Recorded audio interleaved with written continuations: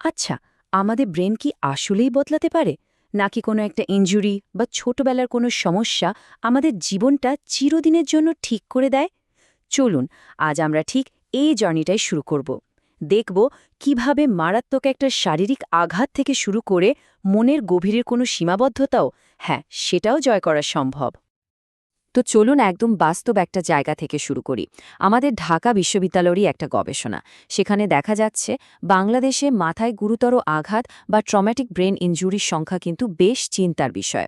তবে মজার ব্যাপার কি জানেন? গবেষণায় দেখা গেছে এত বড় একটা আঘাতের পরেও মানুষের কিছু কিছু অনুভূতি, যেমন যৌনতার মতো বিষয়গুলো বেশ ঠিকঠাক থাকতে পারে।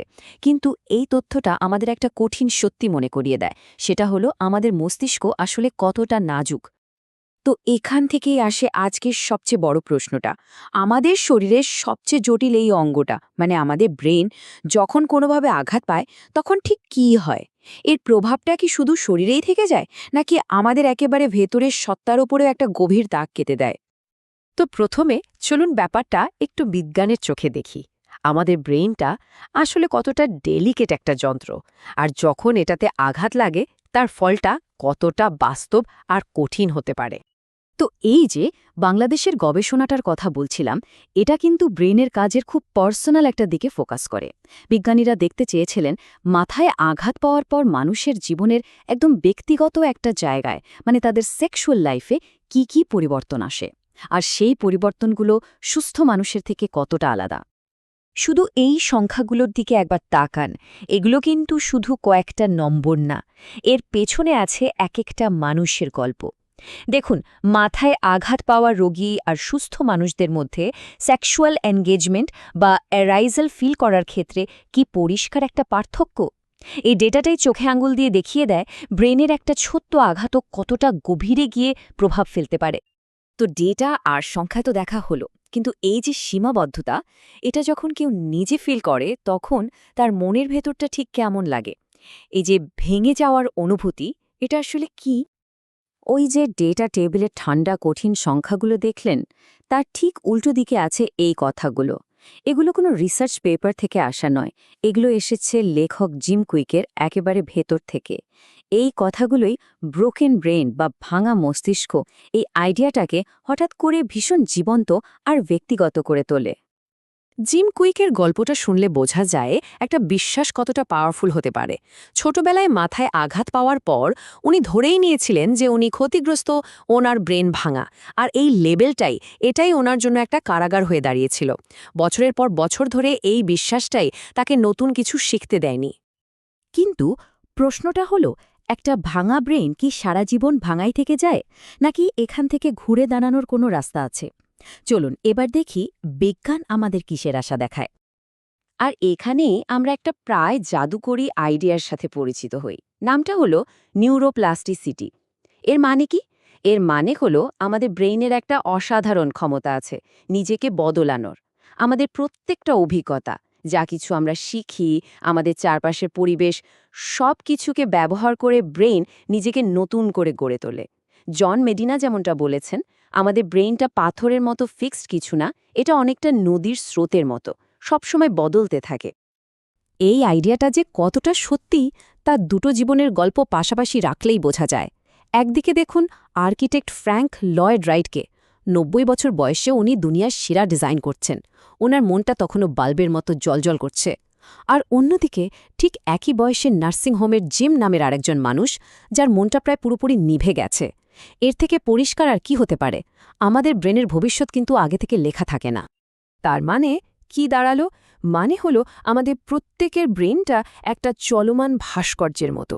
আমাদের জীবনে প্রত্যেকটা কাজ, প্রত্যেকটা নতুন শেখা জিনিস এটাকে একটু একটু করে গড়ে তুলছে, বদলে দিচ্ছে।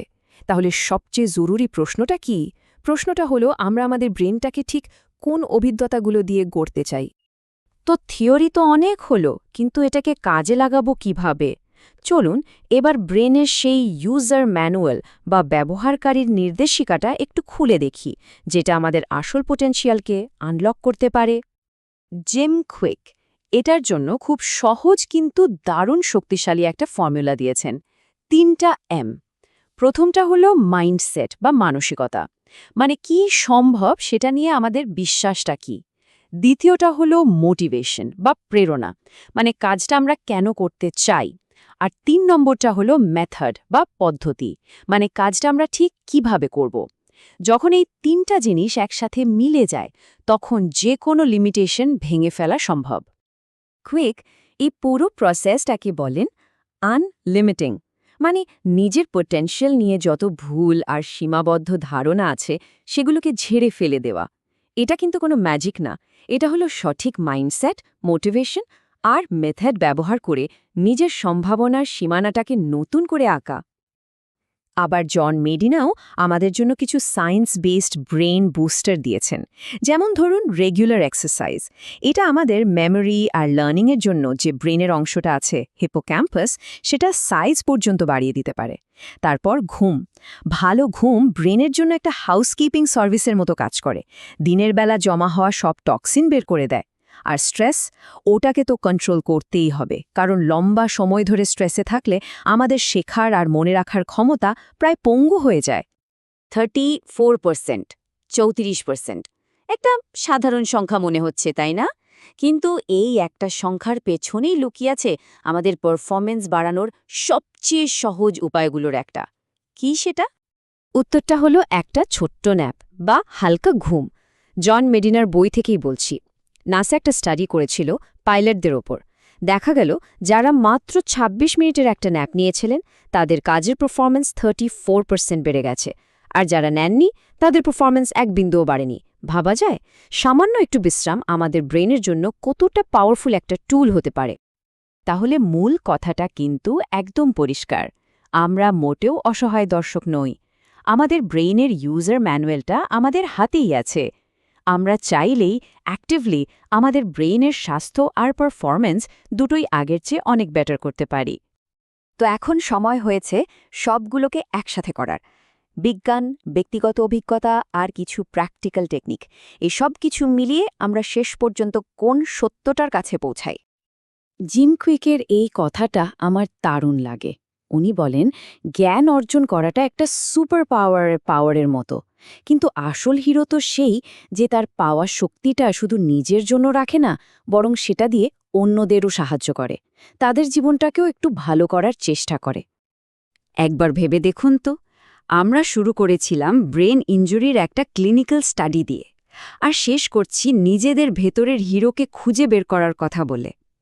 এই পুরো জার্নিটা আসলে একটাই গল্প বলে। আমাদের জীবনের গল্পটা পরিস্থিতি দিয়ে লেখা হয় না, এটা লেখা হয় আমাদের নেয়ার সিদ্ধান্তগুলো দিয়ে। আসল কন্ট্রোলটা আমাদের হাতেই। তাহলে আমাদের যাত্রাটা শুরু হলো। এখন প্রশ্ন একটাই, প্রথম কোন সীমাবদ্ধতাকে আমরা পেছনে ফেলতে চলেছি? নিজের গল্পটা নতুন করে লেখার সময় কিন্তু এসে গেছে।